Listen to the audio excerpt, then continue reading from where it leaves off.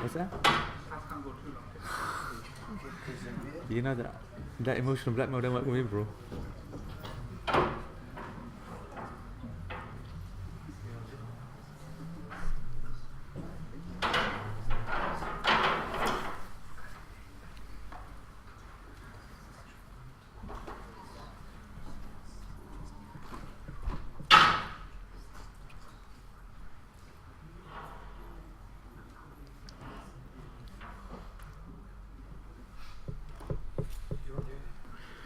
بسم الله الرحمن الرحيم الحمد لله رب العالمين اللهم صل وسلم وبارك على نبينا محمد وعلى آله وأصحابه أجمعين اللهم لا سهل إلا ما جعلته سهلا وأنت تجعل الحزن إذا شئت سهلا اللهم أعنا على ذكرك وشكرك وحسن عبادتك يا رب الكريم السلام عليكم ورحمة الله وبركاته.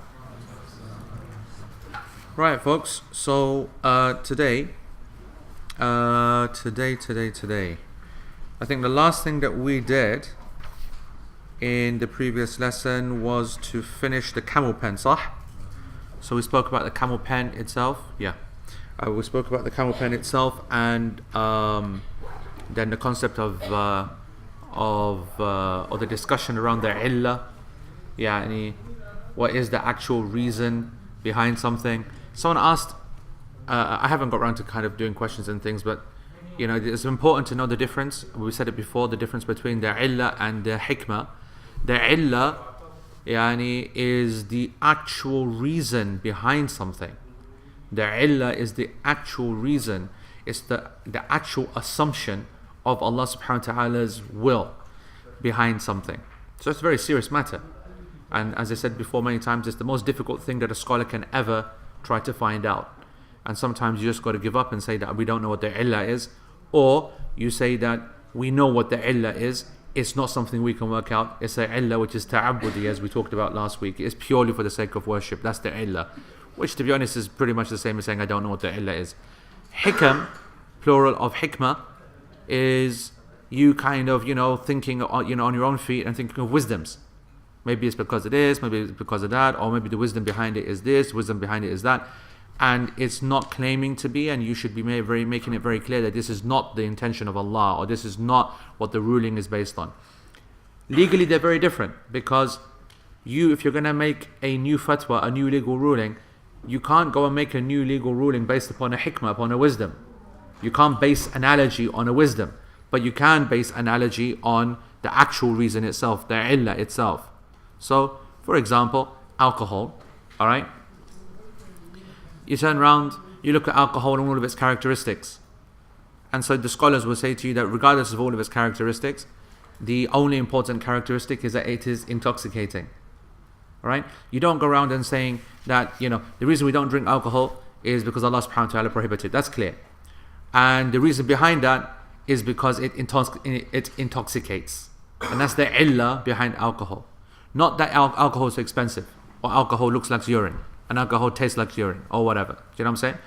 Because then, if you were to make qiyas, when you make analogy and try to make a new ruling, you don't say, for example, that caviar is haram because it's also very expensive, or apple juice is haram because, as someone said, I don't know what class I was in. Where was I when someone said that? Huh? Somehow I was talking about ilal and hikam, and I said, why would you be interested in alcohol? It looks like urine. And someone said, I think it was a kid. They said, no, it doesn't look like apple juice. And I had absolutely no response here. And I don't know, what do I say to that? And that's what happens when, and actually that's a wonderful illustration of exactly why there's a difference between a legal reason and then your own thoughts. Because whatever is your own thoughts are going to be based upon emotional logic. And the law is neither based upon emotion or logic. You get what I'm saying? Right? Once you start using emotional or logical arguments, or rational arguments in the sharia, then people will always be able to respond with logical and emotional responses. So once you say alcohol is haram because it looks like urine, and that's enough for me never to go near it ever. Every time I see it, I feel sick physically. Yes? But then a person could literally turn around and say, well, you should also feel sick when you see apple juice. And I don't. So that's as good a response to my argument in the first place. So that's the difference. You don't make a legal ruling based upon hikam, wisdoms, okay? But you can use those to help strengthen a person's iman, or staying away from something, or going for something. But never is the legal ruling based upon that. All right. So we spent a lot of time on that last week. So Arabic, Shaz. All right. Yeah. Yes. Correct. Yeah. As Juwairiya just said, the apple juice thing was this weekend in Bristol when I was teaching. See, Bristol isn't lost entirely, Junaid. See that? Okay, so what we're doing today then? وَلَا تَصِحَّ الصَّلَاةِ فِي مَقْبَرَةٍ وَحِشٍ وَحَمَامٍ وَأَطَانِ إِبْلٍ. That's what we did last week, and this week we will do وَمَغْصُوبٍ وَأَسْدِحَتِهَا وَتَصِحُّ إِلَيْهَا. That's what we're going to do today. So the prayer is not valid in the land which has been usurped. It is not valid in the land which has been usurped, and it's also not valid in the roofs of all the above. The prayer is valid, however, if prayed towards all the above. So that's the Hanbali position. Let's have a look at that and see what's going on. All right, so in our Arabic text, it will be 248, right at the top of page 248, okay, where he says maghsubin. And so what are they saying? Maghsub, ghasab. Ghasab is, when you skank someone, basically, fraud them. That's what ghasab is, yeah, when you fraud them. And, the posh word is usurped, okay? And Sheikh says, وَالْمَغْصُوب كُلُّ مَا أُخِذَ مِنْ مَالِكِهِ قَهْرًا بِغَيْرِ حَقٍّ سَوَاءٌ أُخِذَ بِصُورَةِ عَقْدٍ أو بدون سورة عقد. Something which is maghsub, something which is a fraud, or fraudulent, or usurped, is anything, كُلُّ مَا أُخِذَ, anything which is taken from its owner. And this is a very important definition. Anything which is taken from its owner by force, qahran, without just right, بغير حق, without your right to it, without any right, so unjustly. Anything which is taken from its owner by force, unjustly, regardless of whether it was done via contractual form or without a contract. Regardless of whether done in the form of a contract or without a contract. Okay? Anything which is taken by force. فمثلا لو جاء الإنسان لآخر وغصب منه أرضا وصلى فيها فصلاته لا تصح لأنها مغصوبة. So, if a person, for example, nicks some land, or blags some land from someone else and then prays in it, okay, so maybe he faked his signature, took it to the court.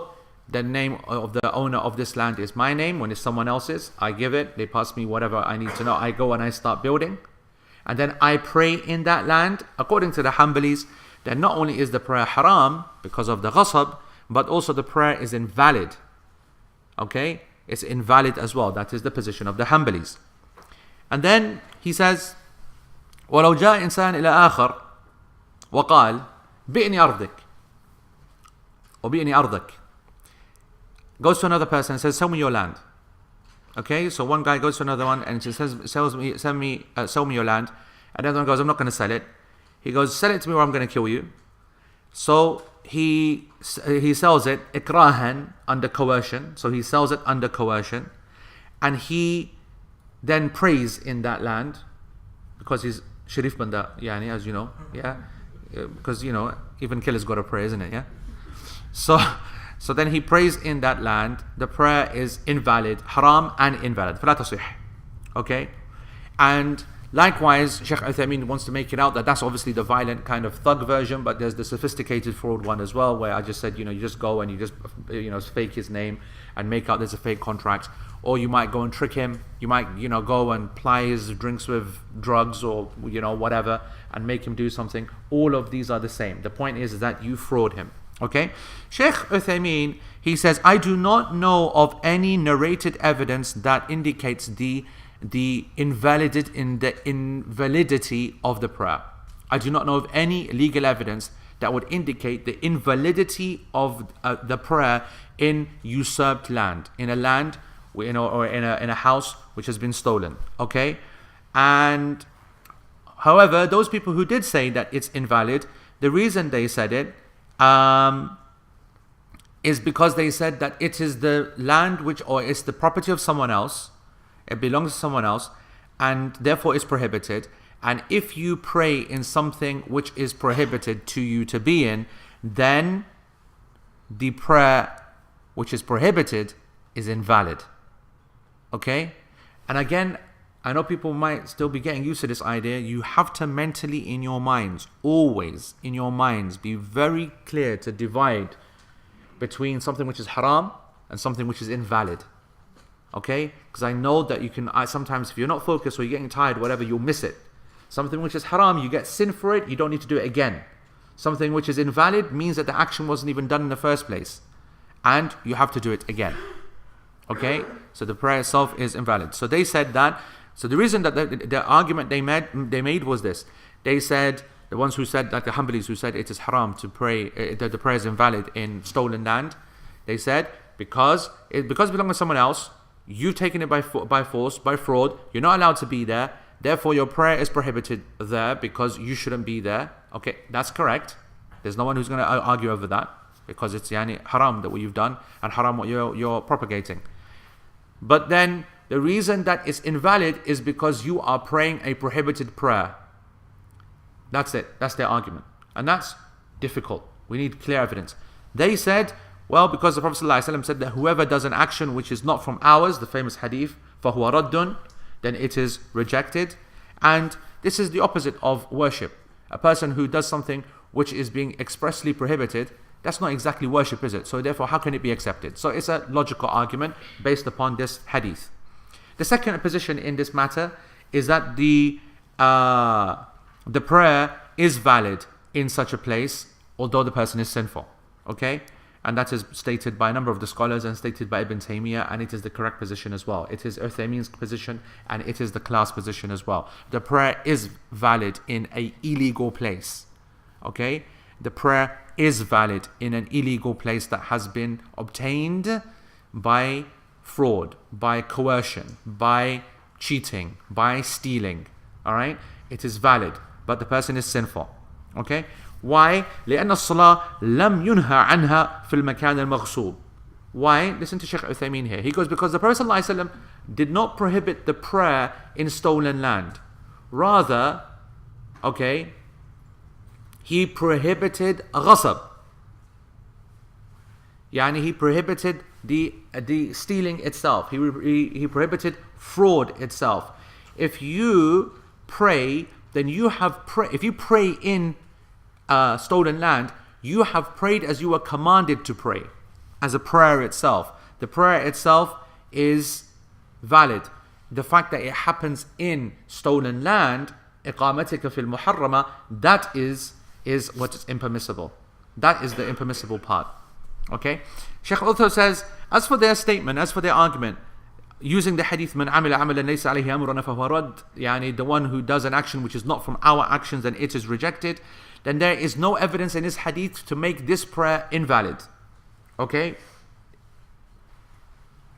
Unless the Prophet ﷺ had said, لا تصلوا في الأرض المغصوبة. Unless the Prophet ﷺ had said clearly in a hadith, do not pray in a stolen land. Then, if you had done that, then the prayer would have been haram and invalid, because it would have been opposite to exactly what the Prophet ﷺ has said. But here, what you need to know is that Allah subhanahu wa ta'ala says, لا تأكل أموالكم بينكم بالباطل إلا أن تكون تجارة عن تراض منكم. Allah subhanahu wa ta'ala says in Surah An-Nisa, do not eat each other's wealth unjustly unless it is based upon a mutual acceptance of contracts. Okay? Unless it's business and it's a deal which has been based upon mutual satisfaction. So I agree terms, you agree terms, that's the basis. Anything other than that, that basically means, therefore, that to fraud another person is haram, but it has no connection to the prayer itself. Therefore, Shaykh Uthaymeen says, وَالْقَوْلُ الثَّانِي فِي هَذِهِ الْمَسْأَلَةِ هُوَ الرَّاجِحِ.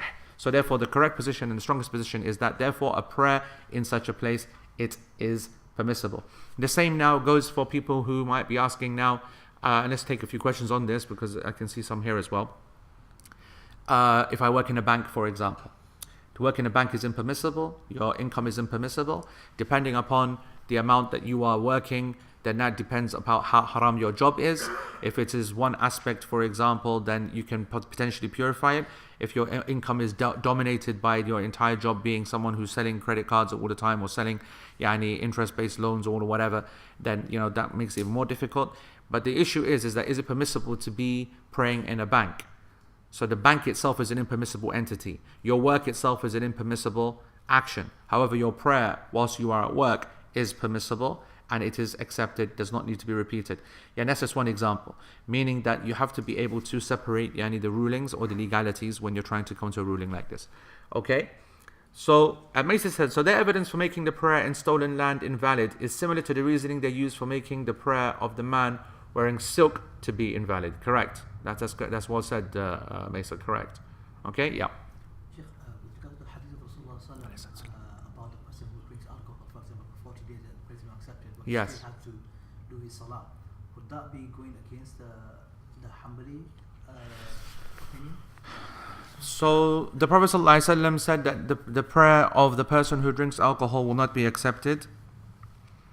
And your point is that the fact that statement has been made, but the prayer is not repeated. Yes. No, I don't think so. Because they said they based on something which is impermissible, the salah will not be permissible there. No, the reason why this is different, you're right, obviously, it's an example of a haram act which doesn't invalidate the act itself or doesn't lead to invalidate, yeah. The difference here is that salah is mentioned specifically in this hadith. Okay, so we can't use it in our scenario here. This is going right back to the bare bones. Okay, any questions on that? Yeah.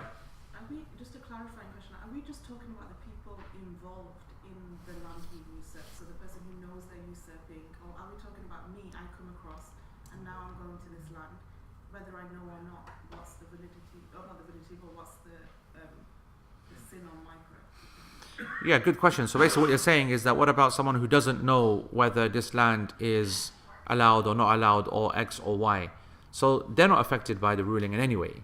Okay? The asl is what? That the land... So this is an important point actually.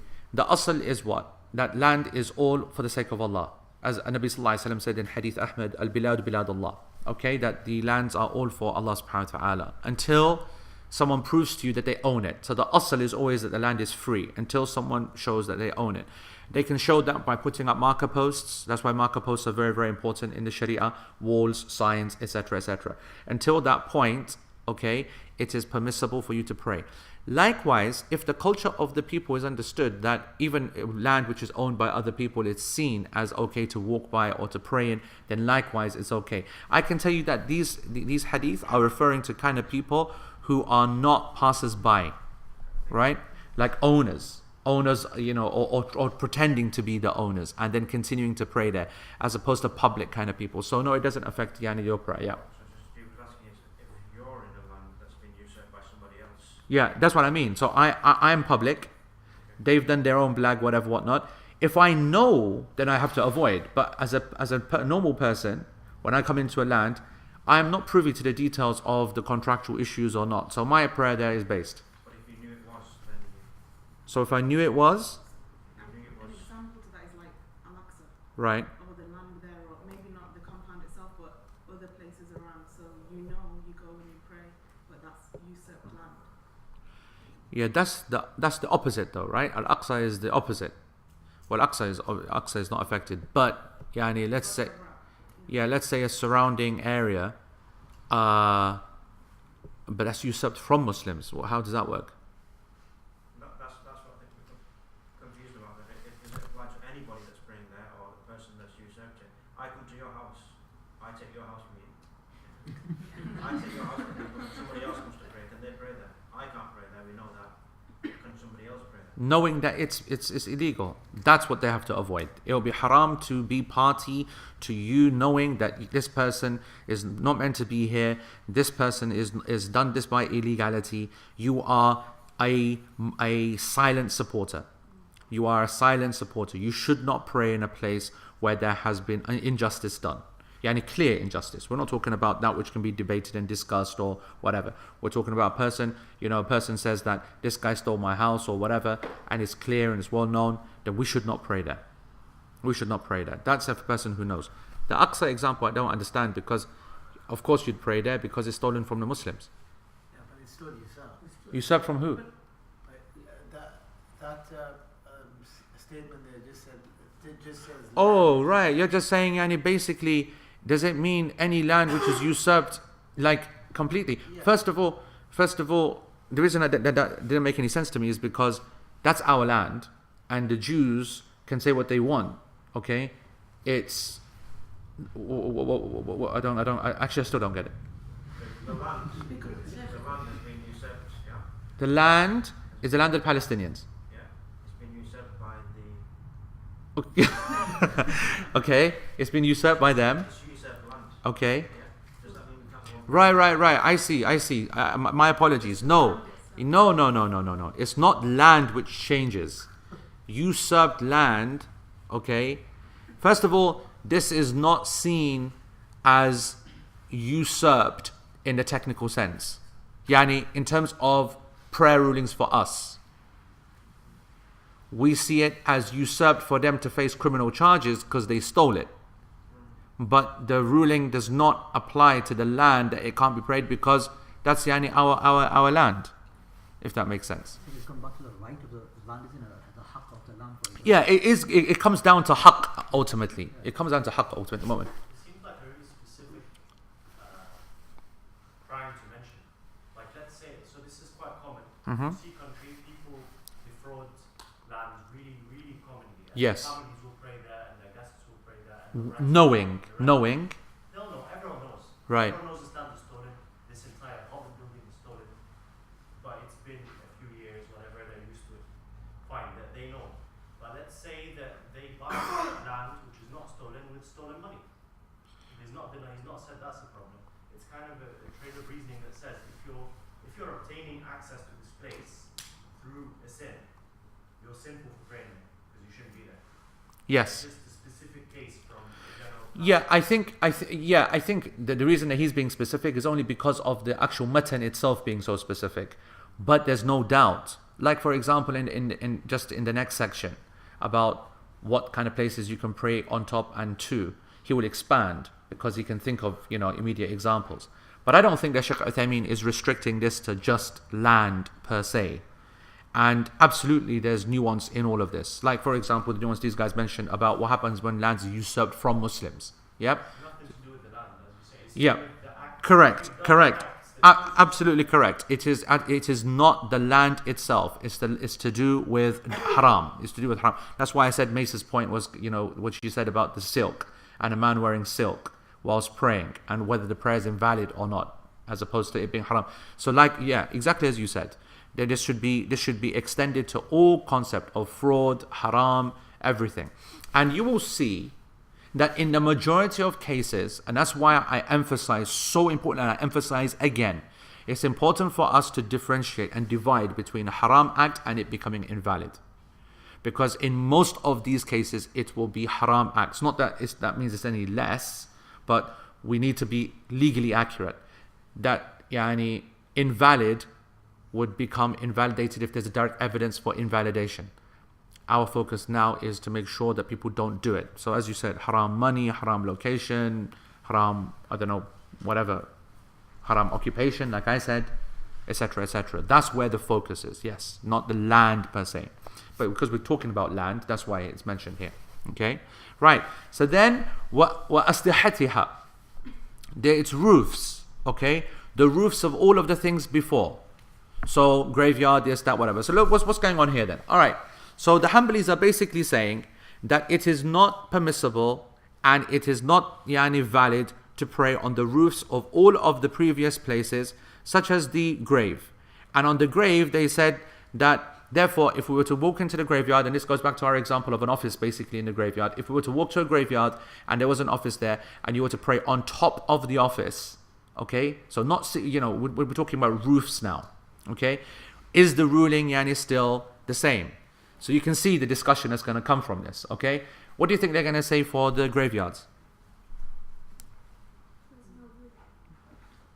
No, let's say you build a building in the graveyard that has a roof, like an office.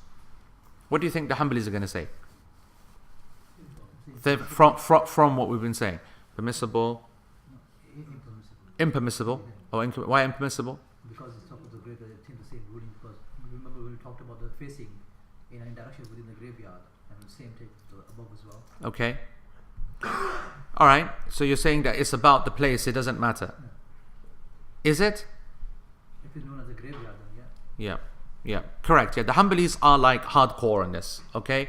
Hanbalis are not going to give any exception to the graveyard, whether you're on top or not, because here they said, even though the Hanbalis, what are they going to be saying in the classical sense? They're going to say whatever establishes the something muqir, then the thing which is in hawa is tabi', meaning that whatever ruling is established on the ground, then everything that follows it upwards follows it, the air above it follows it, yani everything. That's the basic ruling. Okay, or that's the asl rather, I should say. That's the evidence that they're using. So therefore, if that rule applies, then in the graveyard, what the ruling is on the ground, then it's not going to apply on the top. Does that make sense? Okay, so I ask you a question before we get to it, before Shaykh Uthaymeen gets to it. What's going to happen then with a toilet? Because with the opinion, you won't be able to pray in the house with some toilets downstairs, praying upstairs in the room, you won't be able to pray. You understand that, right? If we were to follow the logic of this, then your house would be a problem, right? Because you got a toilet, and then on top of the toilet is the roof, is the same thing as the floor above it. Okay, so you're saying there's a separation between the two. Let's say there is no separation. No, but what I'm saying, even if you're on top of a toilet, Yep. let's say you're on the roof of the toilet. No, that's what I'm saying. In a house you want. So let's assume there is no floor, and we're just on top of a toilet. Forget our house. And like an outhouse, yeah, like an outhouse. It won't be a problem to pray in there because the problem is the actual toilet place itself. That's where the haram area is. And that's what we need to be careful of. Okay, so in all of these list of places now that the Hanbalis have written off, we will instead look at each one and determine what was their illah in the first place to make the place haram at the bottom, and then look at that whether it applies going up. Does that make sense? So for the graveyard, the Hanbalis are very clear that the ruling at the bottom goes up anyway. They don't want people to be there. Remember, they're saying that the whole concept of being in the graveyard is a problem. It is a wasila towards shirk. So it doesn't matter whether you're on the top or on the bottom or X or Y, you shouldn't be there in the first place at all. Okay? So It's to do with opening the door towards shirk, right? It's to do with opening the door towards... Correct. The Hanbalis, Shaykh Uthaymeen says the Hanbalis are making the argument that the foundations, whatever affects the foundations, affects the walls, affects the roof, affects everything that goes above.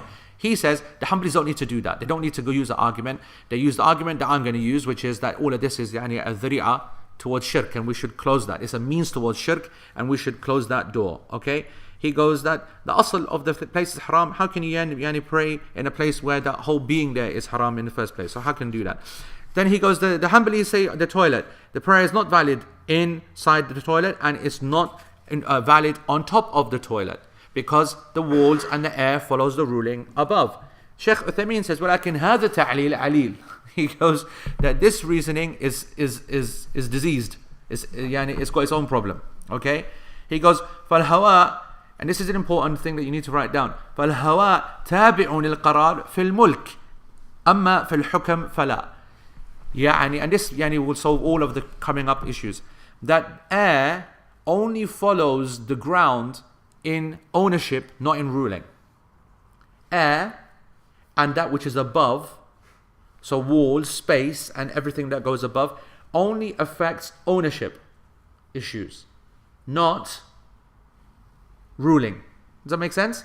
So for example, when you buy some land, the 1 mile above it is all yours as well. Planning laws, of course, restrict you from, building that high. But if you had planning laws allowing you, then you can go as high as you want, as long as it's safe. All right? Because you own all the air above it. Does that make sense? And that's Depends, because building flats, different ownerships. No, you are still the owner. Building flats, yeah, but you are the owner of the flats, aren't you? So everything that you build on top, that's your ownership. صح?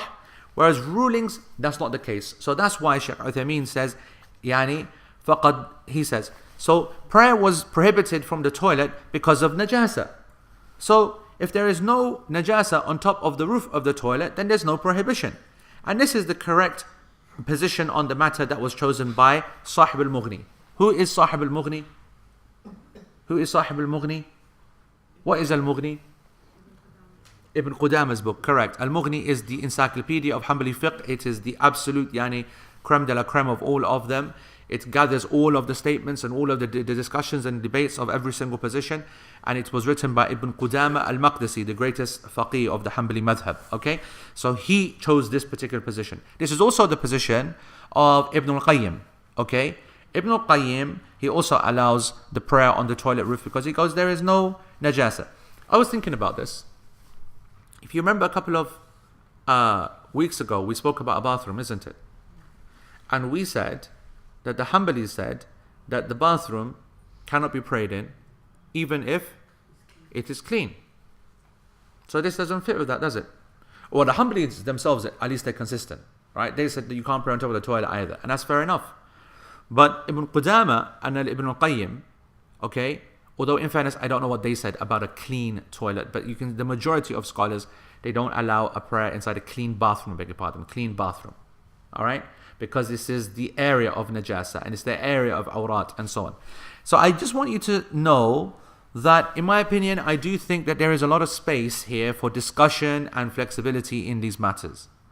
That's why I think I even mentioned a couple of weeks ago, if there was someone who came to me on an individual basis and said to me, I can't, I'm new Muslim or something and I'm hiding and whatever, blah, blah, blah, I would not say that their prayer in a bathroom is invalid.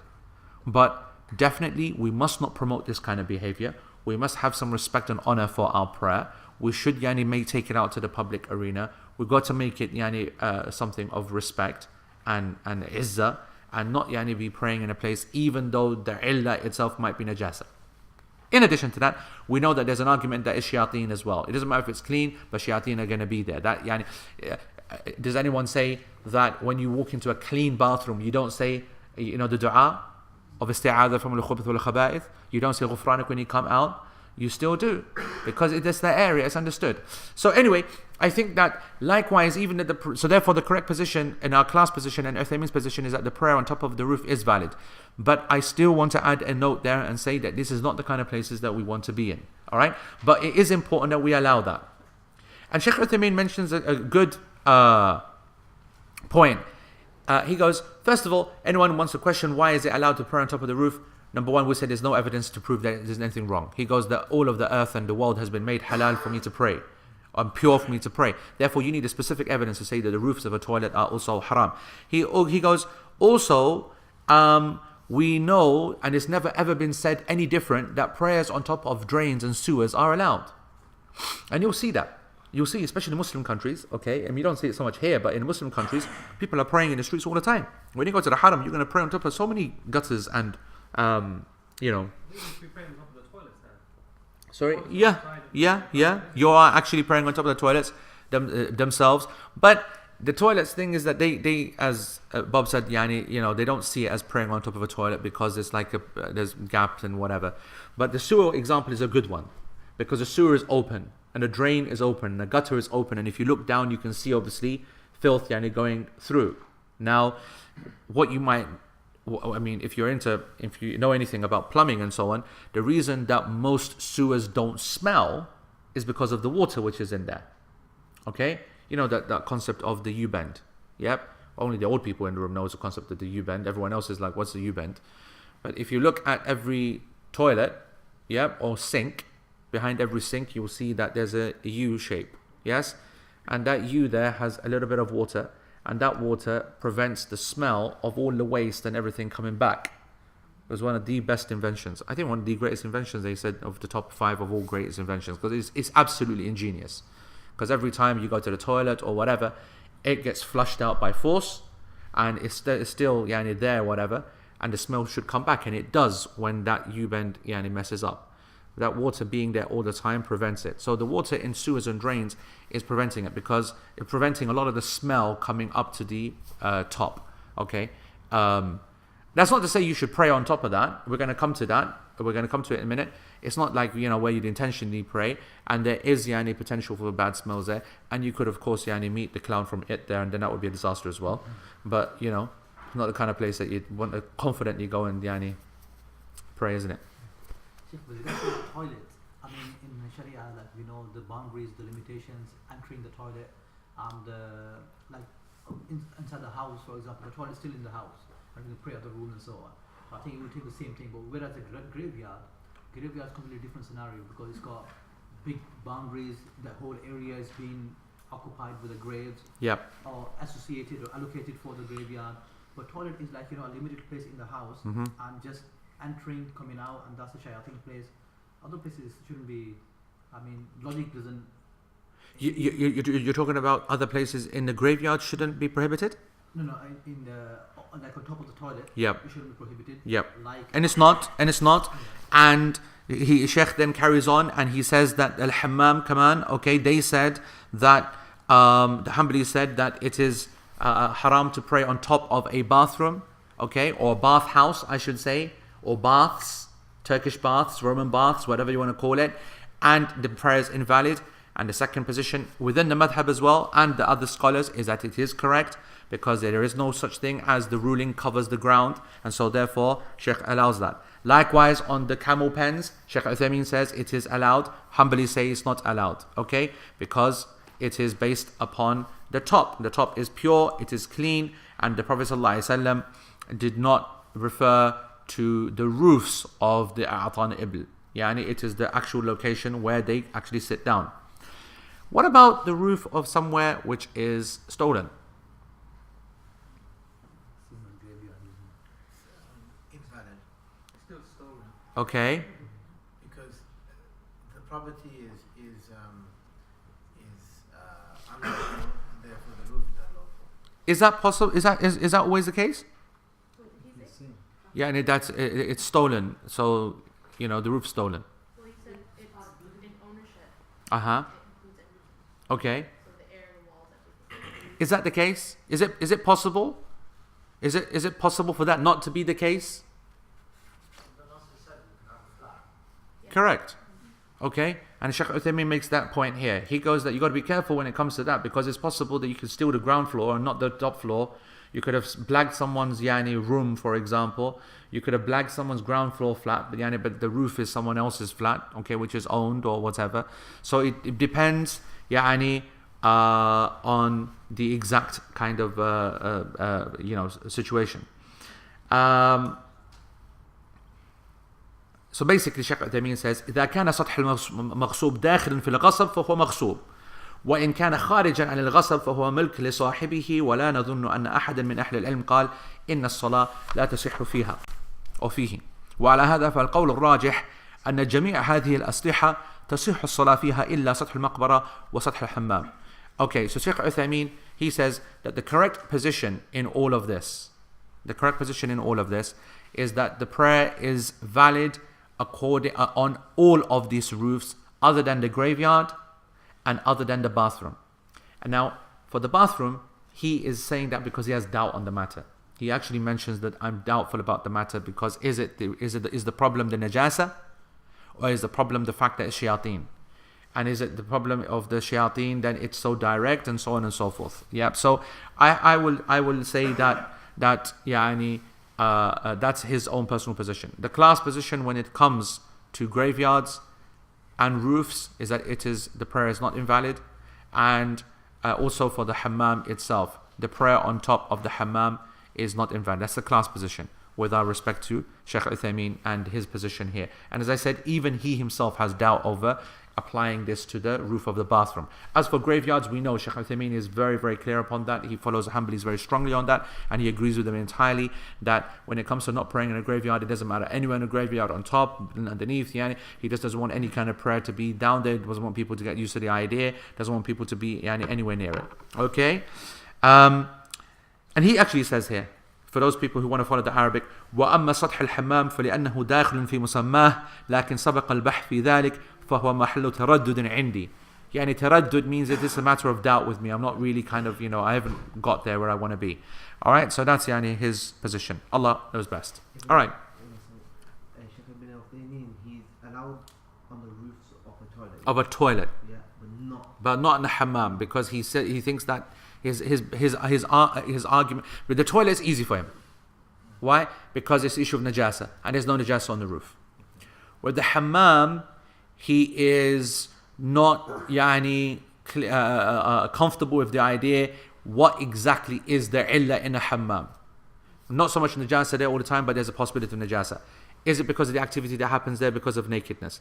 Is it because of the awrat being covered, blah blah blah blah blah? So it's an issue of whatever. The problem, of course, is that the Prophet ﷺ, the other problem with the hammam is what? What's the other problem with the hammam? Think about it logically. It's in the hadith. The Prophet ﷺ said, do not pray in the graveyard and the hammam. So now there's going to be a discussion of what actually is a hammam.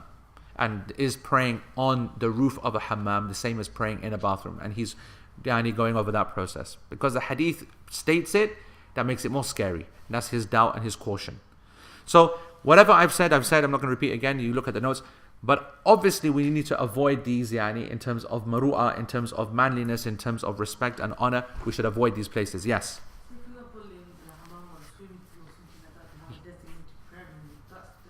Yeah, no, I think that's a good example. If you're in a swimming pool, which is a big hammam, isn't it? Yes? And you have a prayer room there.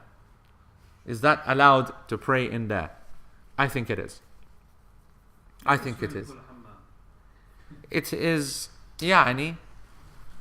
it's swimming pool itself is not the hammam, but it follows aspects which are hammamat, and it has kashf al-awrat and toilets and X and Y and athlete's foot and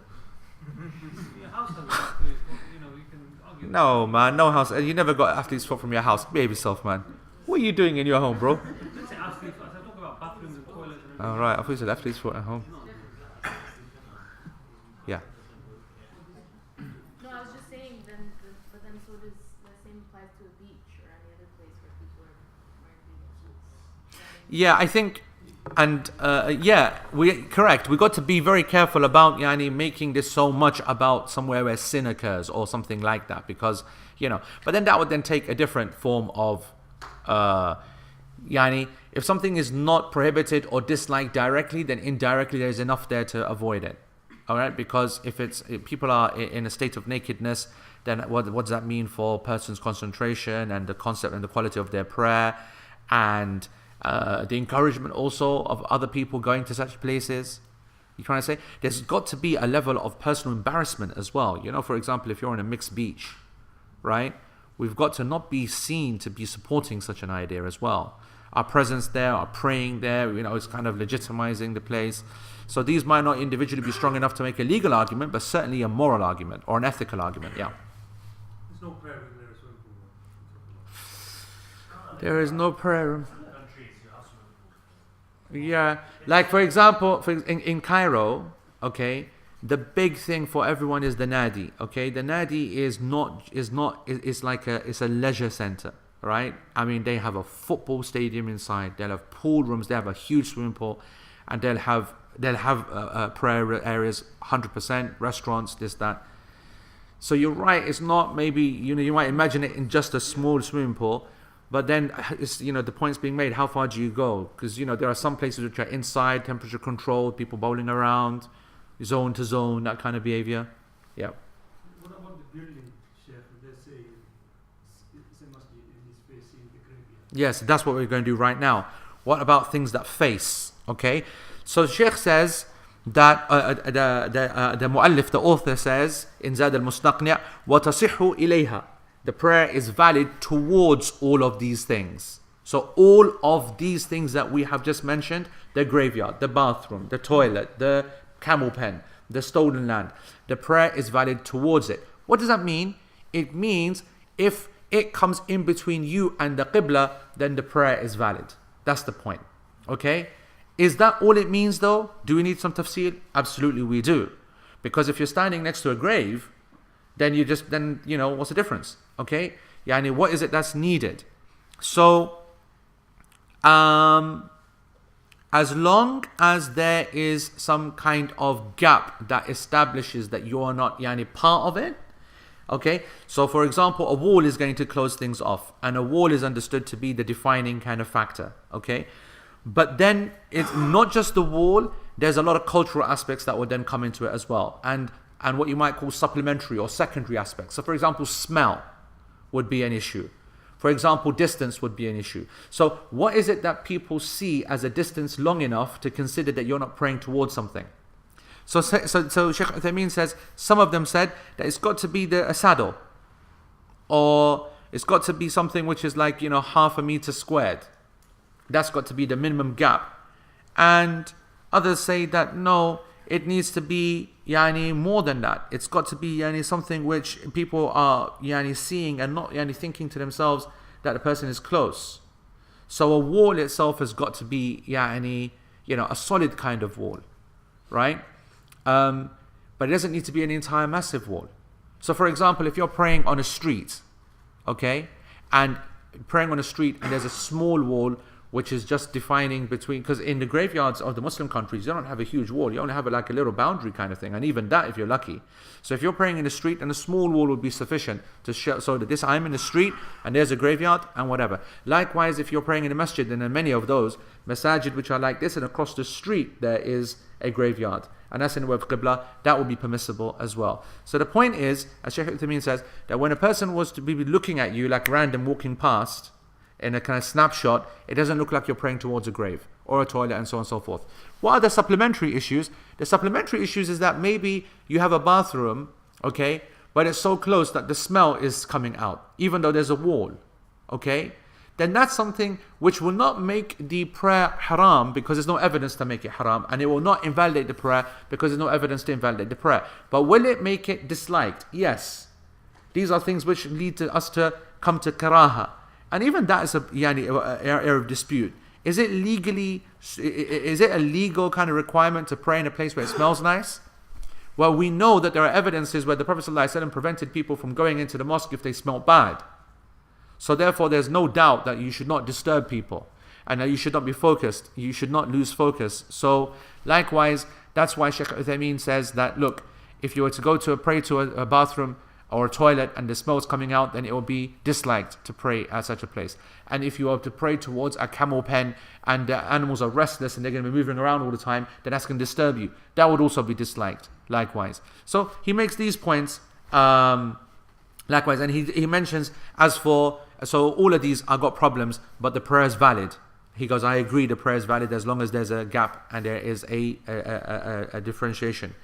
Sheikh then mentions, okay, that the land which is stolen or frauded, al-maghsub, there's no problem with that at all. No problem at any time praying towards that. Okay, so that's important as well. He wants to end on the issue of the grave. He says, وَأَمَّا الْمَقْبَرَةِ فَالصَّحِيحِ تَحْرِيمُ الصَّلَاةِ إِلَيْهَا وَلَوْ قِيلَ بِعَدْمِ صِحَّةٍ لَكَانَ لَهُ وَجْهٍ. He says, he goes that graveyards though, no way. Yani in an open space. Why, by the way, did he focus on the graveyard? Because the bathroom normally is not separate. There's no wall between a bathroom. Remember, it's a place where you take a shower. It's a place where you take a bath. I told you that any place you put up a tin bath and you pour water over it, that's your bath area. And the toilet, there's no such thing as a toilet. It's an area outside, isn't it? It could be any area. So if people are going to a toilet, it means a little area there, you just leave a gap.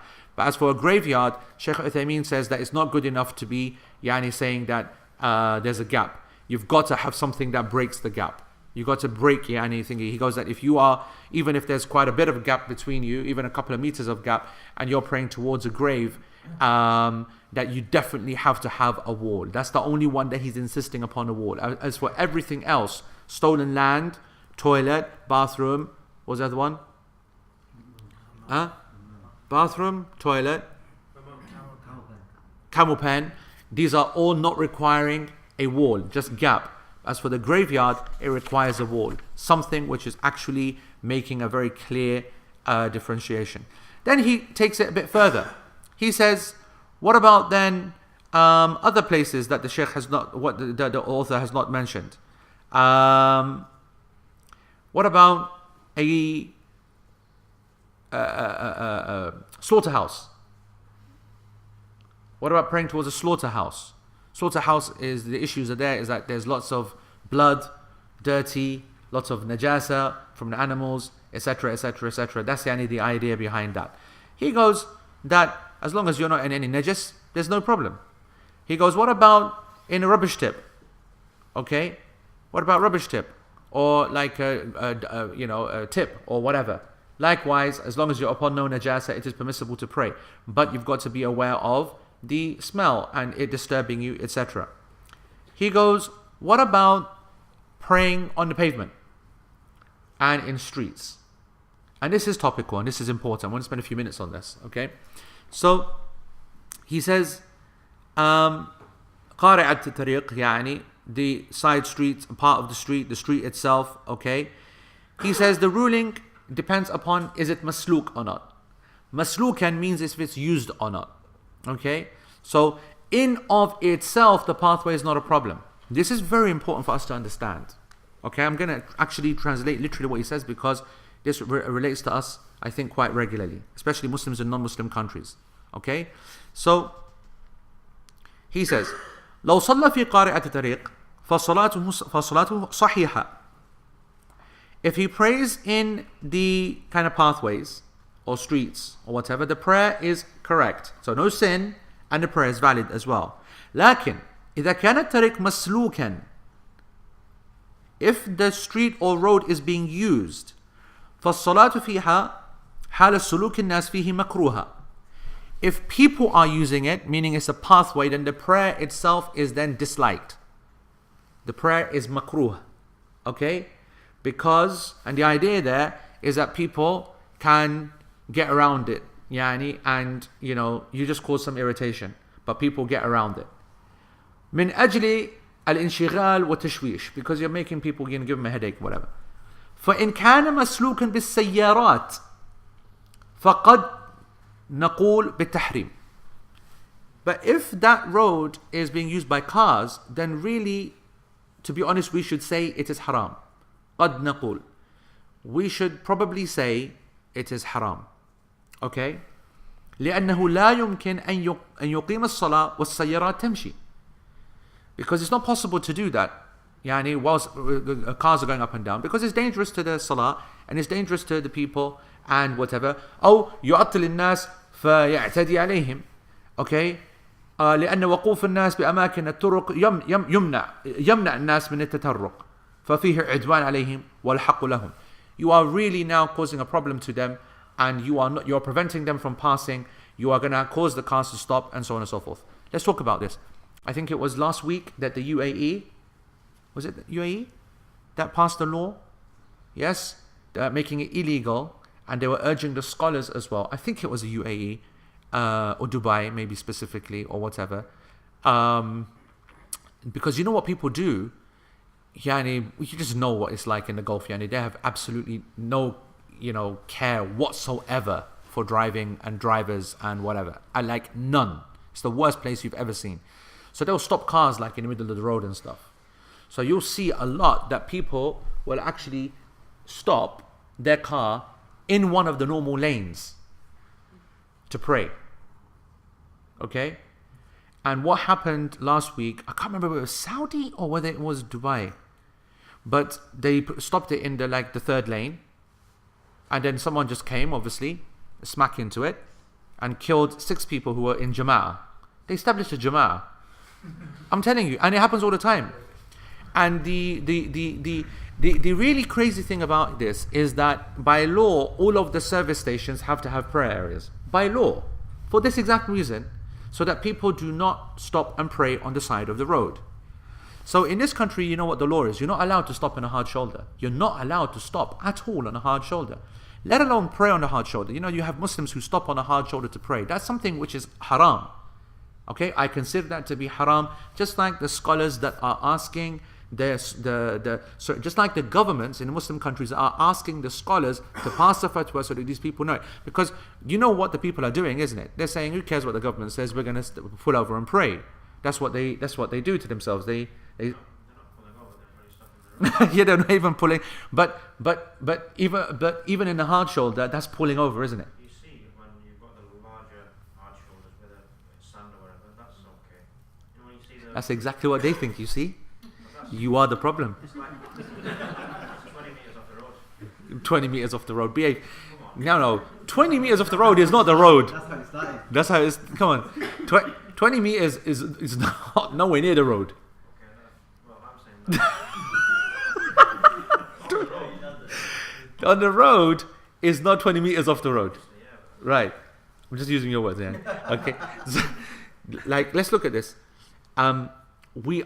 It's super clear that a person parked in a hard shoulder, parked in the lane, okay, which is what happens, right? Which is complete bonkers to us, but it happens all the time in the Gulf, by the way. All the time, right?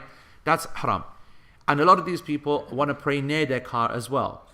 And don't forget that they leave their car running as well, okay? Because of the AC, they have to keep the car running. So they keep the car running, and so they want to stay close to it, etc., etc. So I'm saying that is completely haram. It's basically leading to suicide, risk, and causing problems for everyone else. Pagal, complete pagal, there's no doubt about it. But let's now extend it to something which doesn't seem so pagal, the hard shoulder. Okay? Now, here you got to look at this. The hard shoulder itself, even for Muslims in non-Muslim countries, cannot be allowed, because even though there's no prayer space in the service station, there's space in the service station to do it safely. And we should not, this is a big statement here now. What I'm basically saying is that we should look at things which are illegal because of political decisions and consider the prayer at the personal level to be haram likewise. Does that make sense? So an emergency exit is not a Islamic concept that's been mentioned in the books as far as I know. Okay? Specifically. It's being inferred by the fact that you do not pray in the streets of the people because you're getting in the way of people. Yeah, and you're causing a problem. Obviously an emergency exit is the worst form because that is whatever. The argument there is that it's never in use because there's no fire. And that's the argument, isn't it? And that's why people block it up, and that's why people put their bags there, and that's why people don't use emergency exits until the fire comes, and then people die because they tripped over and they're locked and whatever. The Muslim's attitude cannot be, there's not a problem. Okay? It can't be based upon the idea that, look, there's no problem, there's been no history of accident, there's been no fire, there's been no nothing, so how can we now go ahead and not pray here when this is our only chance? And this is going to be very attractive to Muslims working in non-Muslim buildings or workplaces where they don't have a place of prayer. So I haven't got the guts to say your prayer is haram because you've got to pray there when he's got no other place to pray. But the attitude's got to be there. It's slight difference that your car's not parked in the road first of all, whatever. You can break your silence. There's a fire in the building, I'm sure you've got the lever to go and finish the salah and pray. It's not that. Yani, if you open that door, like what you just said, which is that, listen, if you hear the fire alarm, then you're going to just break the prayer and there's not going to be an obstruction anymore. I don't think that is the kind of first steps that will then allow people to just take the issue. Like, how do you know that you're hearing the fire alarm? And the people who are rushing. It's not just a fire, it's an emergency exit, so it doesn't necessarily have to be a fire. Yeah, that's a good point. It's not just something that has to be aware to all the people. It could be anything. The emergency exit, that's why I'm saying that Islam does not see emergency exit as a fire exit, because we never had a fire exit in the books of fiqh. What we had was just causing harm to people in their routes. What is the definition of that? A route can be used by any person at any time. So what makes it difficult, as I said, is what Shaykh Uthaymeen said there about if the place is not used, then the prayer is correct there. He said that clearly, and he's right. The problem is that should we see certain routes like that or not? Because none of us would disagree that if you're out in the countryside and you see the walker's path, that's fine. Because that is a very low traffic and it's people who are walking and they walk around you. It's like, that's the mentality. Should we apply this though to an emergency exit in a building of work? And should we apply it to the entrance or the exit of a plane? Which is the big one. Okay, this is what I was thinking earlier on. The application of this really applies to that small area which you know is the only realistic place to pray if you want to pray sitting, if you want to do full prayer correctly. You can't pray in the gallery, okay, the kitchen itself, because that's in use and you are blocking people all the time. That's their right, and you should not pray there, yani for 2 points of view. Either at the lesser, because you're causing a hassle, or at the upper level in that it's so thin that you actually block it entirely and stop it entirely. Okay, so you shouldn't pray in those places. The argument would be then, okay, I'm going to pray towards the emergency exit. All right, well, it's not an emergency exit. It's I don't know what it's called. It's an emergency exit, isn't it? Huh? Yeah, it's exit, whatever. Because we're in the air and it's not going to be used. Well, I was thinking about this logically. It's true, in the air, it's not going to be used because there's no parachutes on a plane. Okay, it is always going to make a landing. Is that true? You're never going to jump out of the plane, don't worry. Just getting contingency plans ready, obviously. The doors are double lock, aren't they? They have the safety. Whatever. Yeah, they can be opened.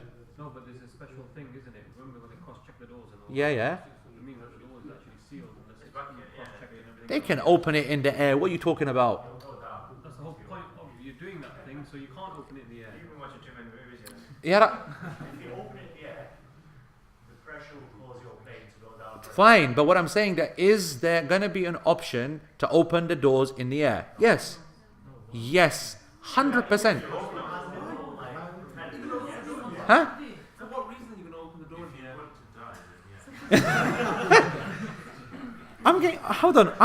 Sheikh, army planes, they have got Type in Google. Come on, do your work. What kind of any researcher are you? the army planes, they have a parachute, they open the door. Yeah.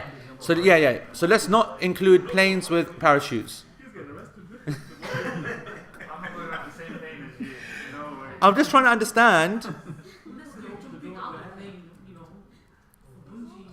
See, no, you cannot open it in the air.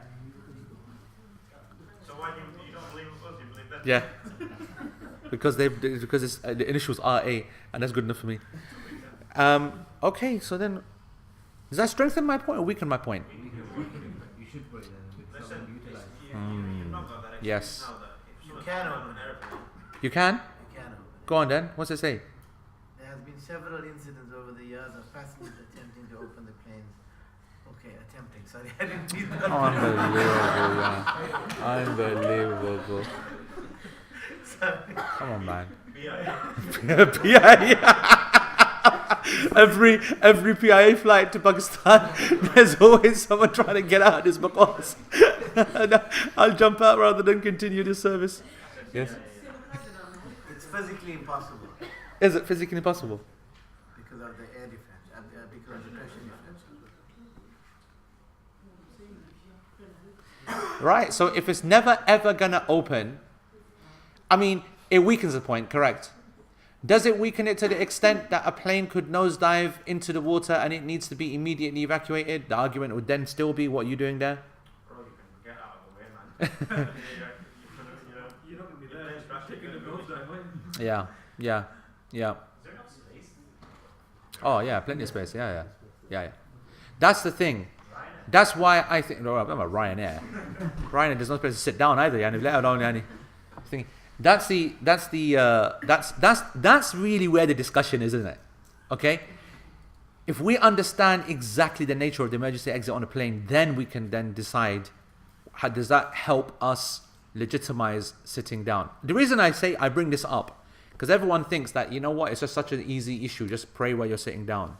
You have to understand that to pray sitting down is rejected by virtually every single scholar on this planet unless you absolutely have to. And once you get into absolutely have tos, okay, people are going to start to have to dig really deep and be honest with themselves. And when you start being honest with yourself, you start to then, identify that it's a problem. That's why you travel with the Jamaat. So, They don't sit down anywhere, bro. yeah, so what are we saying? You can use the exit, bro. 100%. I think you can use some aeroplanes they allow, sometimes you don't. So we're not talking about the airlines that say you're not allowed. Let's assume You get up, say, hey, is it okay if I just do my prayer? And pretty much all of them know, and they've seen people do it, so it's not something strange to them. You've never seen? Really? I always pray there, Sheikh. I always pray. That's crazy, by the way. Yep. Ajib. I mean, I can tell you this much, that it's different from 10 years ago, that now many of the Muslim airlines do not allow it. Okay? I think it was a Qatar flight or Etihad flight someone recently flew on, they said no. No. Habibi, I'm talking about the emergency, not your seat. We're talking about the full length exit. Every airline, man. Every airline has the exit, but you're saying who allows it? Oh, who allows it? Oh, I don't know who allows it. Actually, it's the other way around. Who disallows it? Yeah, not who allows it. Why wouldn't you allow it? It's the same as praying anywhere else.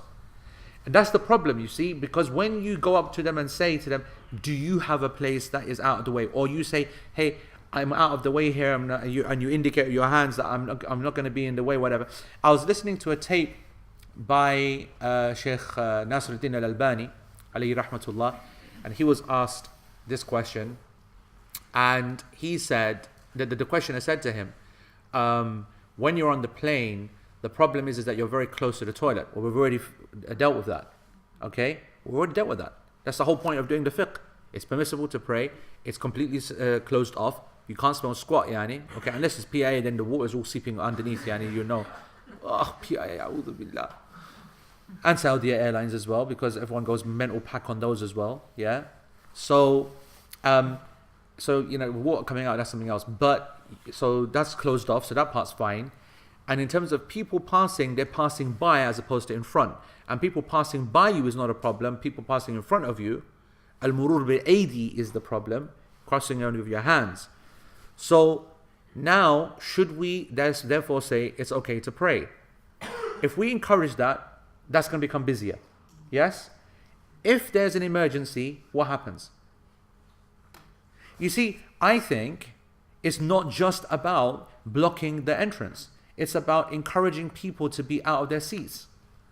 The airlines, they want people to be sitting in their seats all the time. And they want you to have your thingy. Unless you've got to get up for a certain reason, and that has to be minimized.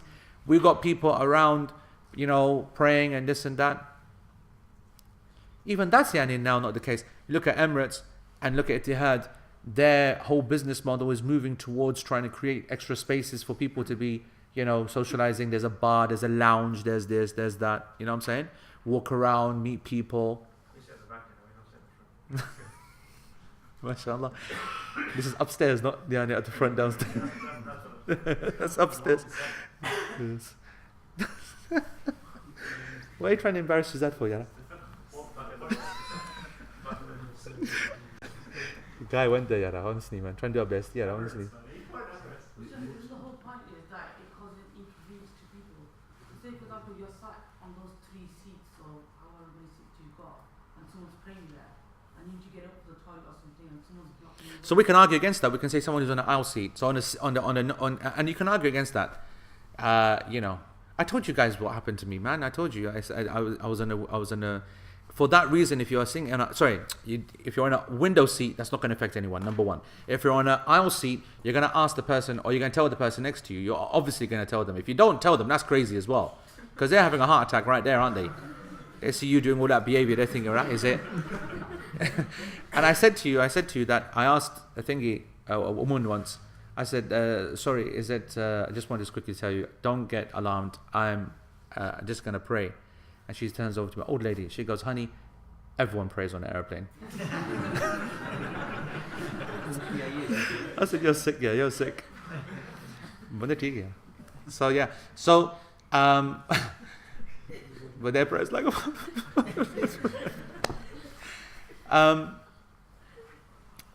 I think there's a lot to be said. Sheikh Nasser, he then continued. Sheikh Uthaymeen, for example. He's the only one that I heard ever give an actual legal attempt at justifying praying sitting down. And what was his justification? He said that it is permissible for someone who is escaping. I talk about this in Fiqh Salah. This is obviously not the place for it, but there you go. Someone who's running from an oppressive ruler or authority and in hiding, basically, and they're chasing him. Okay? So it's allowed for this person, if they're in, for example, a cornfield or a place with short walls to, they're crawling along, for example, then the prayer time comes. And is it permissible for this person to pray seated? Because if he stands up, then he'll be seen. So he said, yes, it's allowed for that person. All the books of fiqh mention it there, that he's allowed to pray, like seated down. So Shaykh Uthaymeen said, why is it that this person is allowed to pray seated down? Because he can stand up and pray. It's because of fear of being caught. So is there illah being caught, or is there illah the fear? What do you think? Is there, so the way that you'd look at this legally is that if a person was to stand up, is there a guarantee that he's going to get caught? No, it can't, because if you've got a snake above you or something or whatever, then, do you have to pray sitting down or standing up? Is it the fear? Well, this will determine it, won't it? Answering this question will determine what you can do. Being caught. The illah is being caught. Yeah. That's the opposite of what you just said, of what you're intimating. No, but my point is it's being caught rather than fear. What do you think? Is it fear or being caught? I get the feeling that if a person has been given the concession to pray seated down because of a small wall, then it's because of fear as opposed to being caught. Because there's not a necessity of being caught. Sorry, you're not always going to get caught, but you're always going to be scared. Is that correct? If that thought, or do you disagree with that? No, you know what the chance of being caught, so it's like the chance of a fire happening, you need to have the fires get clear. It's a chance that you're going to get caught. It's not saying if you stand up. So you're agreeing with me? I don't know what you mean. What was that, man? Sheikh, it's fear. Because I'm saying fear. it's not fear. Oh, it's not fear. No, I think it is. Okay, Because then anybody who's scared, like, and you mentioned this in previous years. yeah, and that's what Shaykh Uthaymeen said. He goes, it's extreme fear, and he goes, therefore, if there's a person who is extremely fearful, okay, of anything, and in this case, his point was a person, I need to go back and make sure that it was him, because it doesn't even sound like him, but I know that he was discussing it. Maybe this was the researcher discussing what Shaykh Uthaymeen was saying.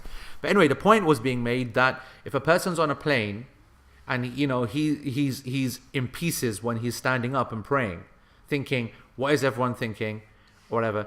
I mean, that's not happening in the UK. But in America, there's some random, some fool there, and he's an air marshal, yeah, and he's there.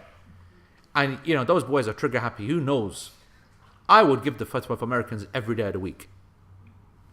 Because, they got a gun on a plane, and they're all thinking, some person makes some kind of sudden move, that's fear. But I mean, where's that fear on PIA on the way back to Pakistan, Yani? But fear is subjective though, isn't it? What I wanna say is that the conclusion I want to make is that I genuinely think that this is a very, very difficult issue that scholars have rushed to give a ruling without understanding it. Last year's Hajj, not this year's Hajj, last year's Hajj, I think it was on the same flight, me and Uthman, Saudi Airlines. People like Saudi Airlines because it has places of prayer. I dislike Saudi Airlines because it has places of prayer.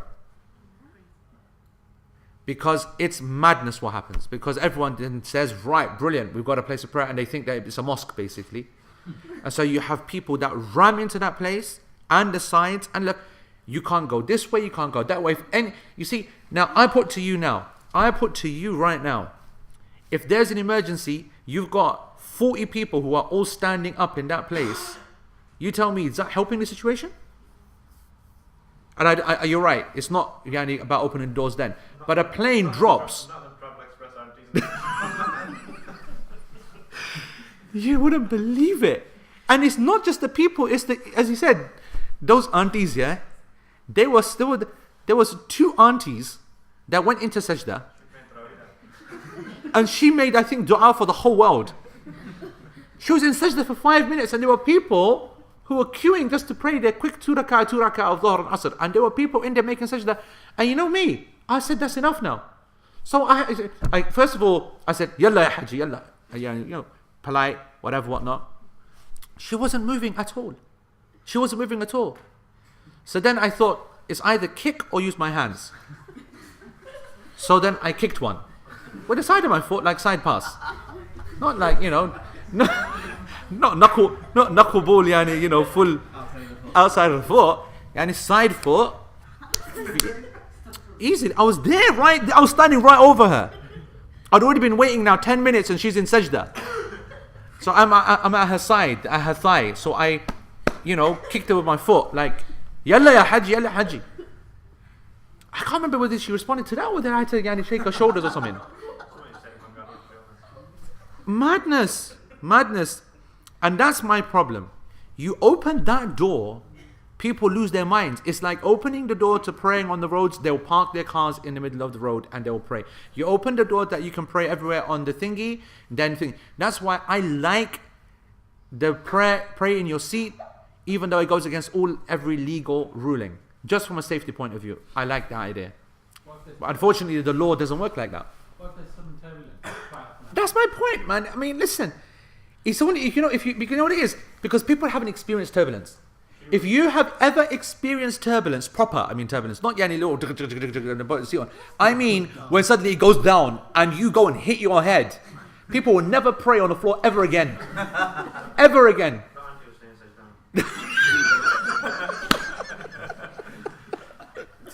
I agree with you. That auntie wasn't moving for no turbulence. You're right. So I've always been uncertain on the ruling of the prayer, and I didn't finish. Shaykh Uthaymeen, he was like, and some of the fuqaha said if you cannot stand in the chapter of standing in prayer, which we'll come to obviously in detail, it's not allowed to semi-stand in prayer. Allah subhanahu wa ta'ala did not give intermediate positions. He said stand or sit, right? And so if, for example, you got the thing, roof bins, luggage bins, and you're having to go like this, then this is not a legal position. It's not standing. Some of the fuqaha said, so therefore you have to sit, okay, because you can't stand.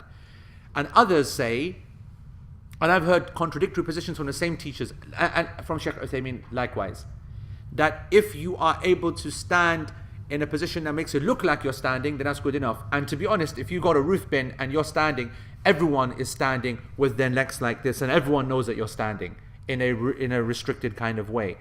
So he said, I heard him with my own ears in a lesson. He said a person who should be in his seat, he should stay standing, and then he goes for ruku', and then he makes his sajda sitting down on the chair because there's no space to go where his feet are. Yep. And if he doesn't have space to make sajda, ruku', then he sits and he gives ruku'. And then he stand up. So it would be do of all the prayer whatever you can. And that is the following of the ayah, فَاتَّقُوا اللَّهَ مَا اسْتَطَعْتُمْ. And he said that if you don't do that, then you haven't feared Allah as much as you can. Likewise, I don't want to scare people off, but just listen to this. Shaykh said, Shaykh Uthaymeen and Shaykh Al-Albani said, when it comes to the issue of the qibla, only in nafil prayer is it allowed to pray in any direction. In fard, you have to, as we've seen, have to pray towards qibla. Now, praying towards qibla in an obligatory prayer, in a plane, we all know it goes this way, that way, this way, that way. However, you also know that, let me give you a scenario. You set off from London or Manchester. You know that going to anywhere in the Middle East is in the direction of qibla. You're sorted, aren't you? Let's say you're really tired. Alright? You're really tired. What do you want to do? You want to pray straight away, sah? When you're praying straight away, the plane does not leave in the way of the qibla. It goes the other direction, circles around again, gets into the right thingy, and then only after maybe half an hour or 20 minutes or whatever is it on the route to thingy. According to the Shaykh Al-Albani, Shaykh Uthaymeen, you have to wait until, if you know that the plane is going to have a moment where it's going to be towards qibla, you have to wait until that moment, because that is the definition of فَاتَّقُوا اللَّهَ مَا اسْتَطَعْتُمْ. Otherwise, anything other than that is just you being lazy. So I'm going to pray at the beginning because, well, hold on, you've got to pray towards, that's what it actually means. And they both said, and everyone agrees, that if after that period of time it moves this way, that way, then it doesn't matter. If you can move, then you move. Who was with me on the boat when we prayed? Sheikh Waleed, this, that, whatever? It was me, I think. I don't think that was praying, that was what? No, that was, subhanallah. Astaghfirullah, see, they're hating, they're laughing, yeah? I listened to Shaykh Uthaymeen, he said that's what you got to do exactly. Keep moving. No, that's because you couldn't hold your balance. I was alright. That's because you balanced backwards.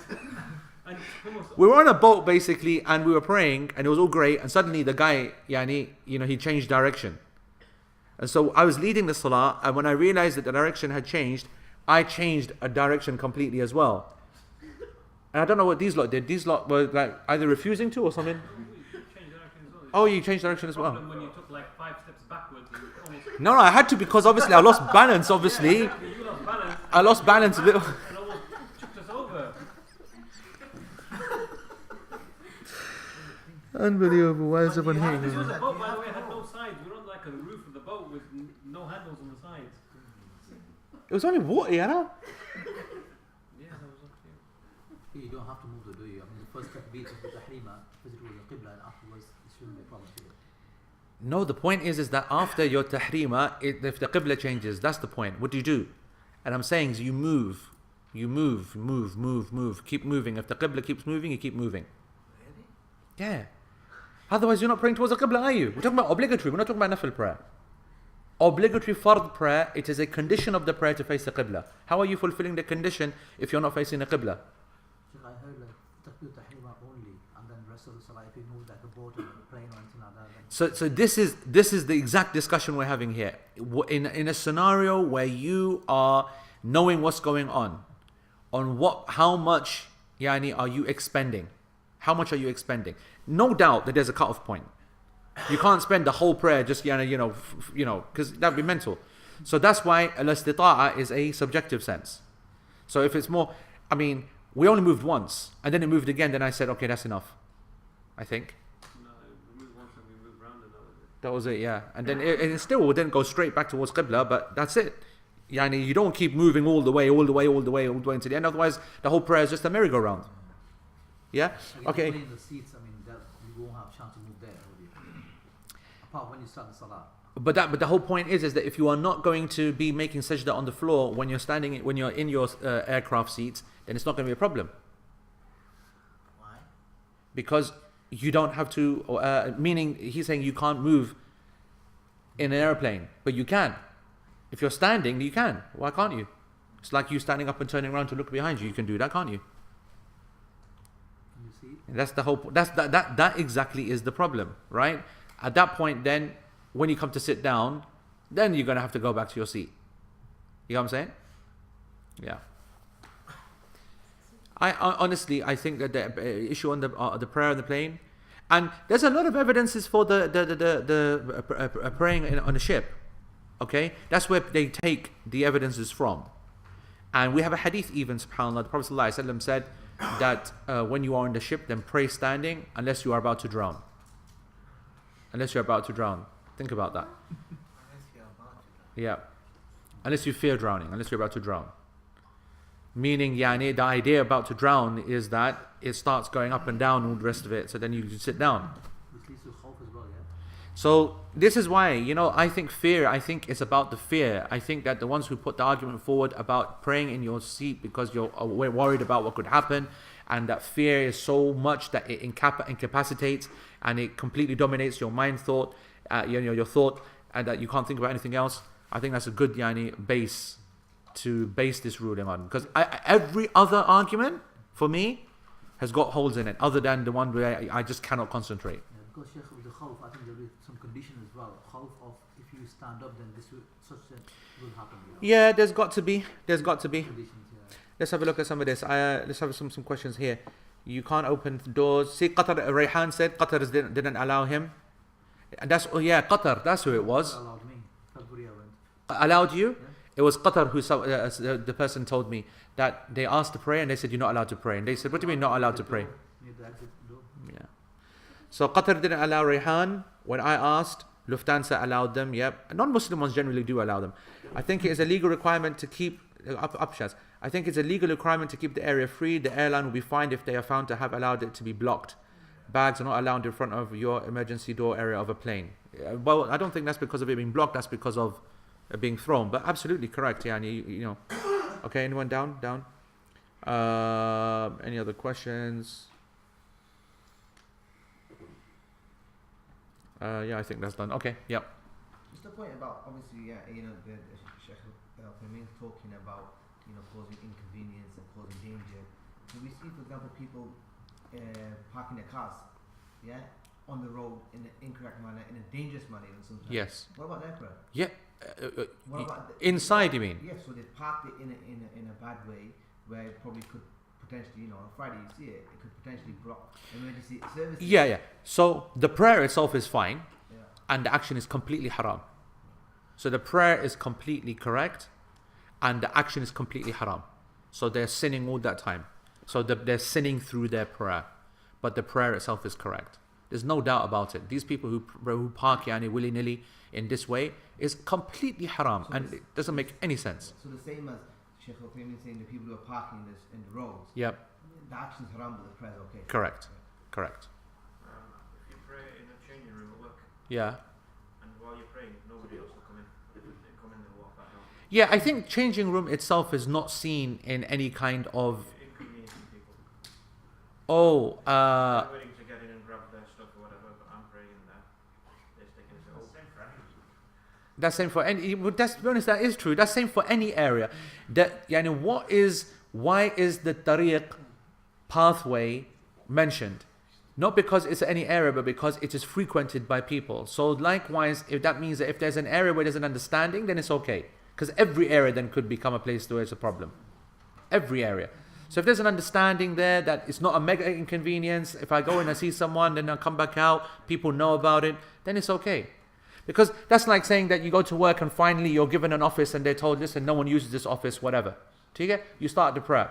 And then the people come in who had actually booked it but didn't tell the HR. People do use this room Yeah. to put their belongings there, but when I'm there, they won't come in. Okay. So if they come to get the belongings, Yeah, but they know that, right? They know that you're not spending your all the time praying in there. Well, they know they'll have to wait 10 minutes. yeah, but you've had that discussion, isn't it? No. Astaghfirullah al-Azim. No, children, Have that conversation. Haram, habibi. Come on, have that conversation. yeah, they should understand. Come on, man. Come on, have that conversation. Have that conversation. Any other questions? I'm still confused about the planes. So what conclusion?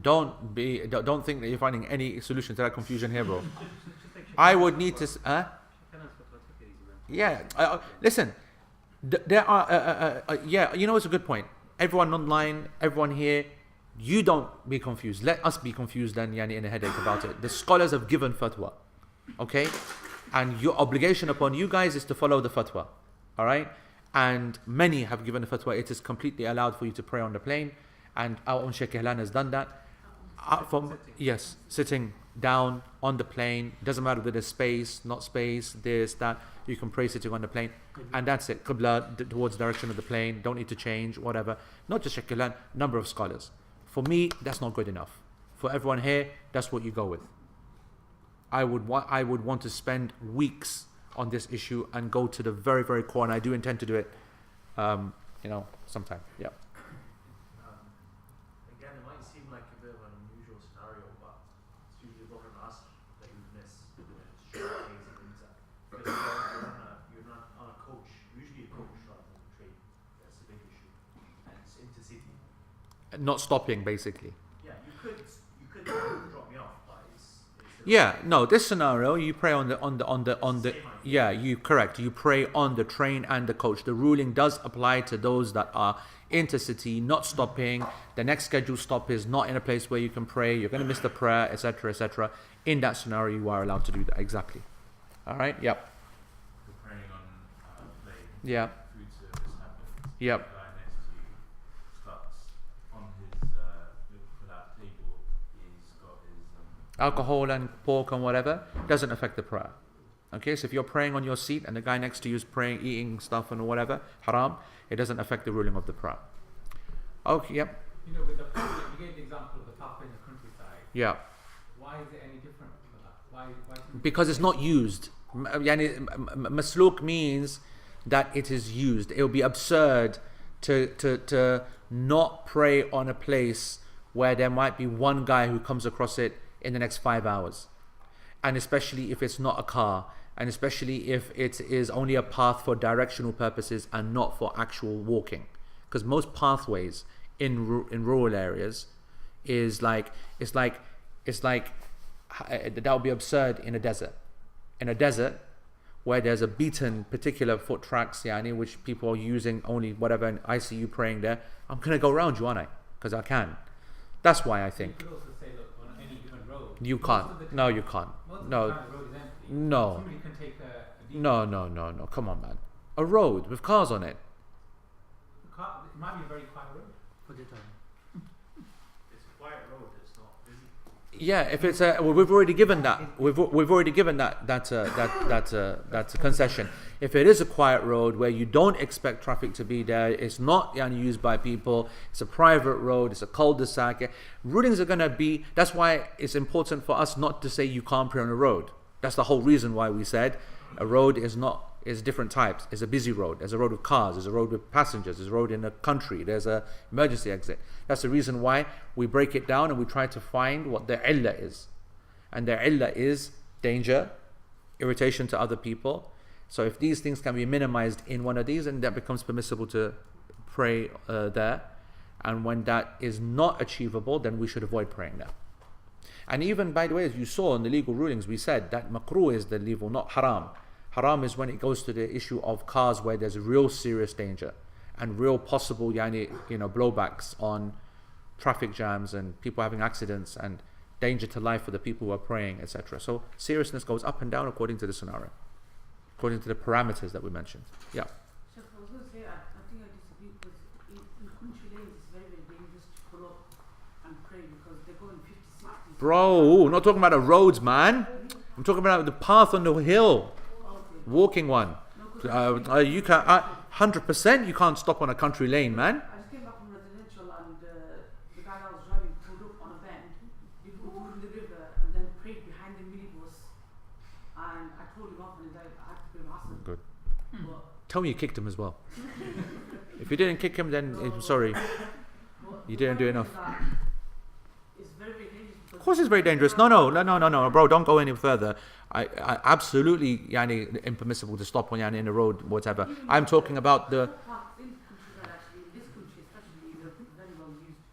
behave yourself, man. What's happening here? Why are we making the Peak District to be some kind of Wimslow Road or something?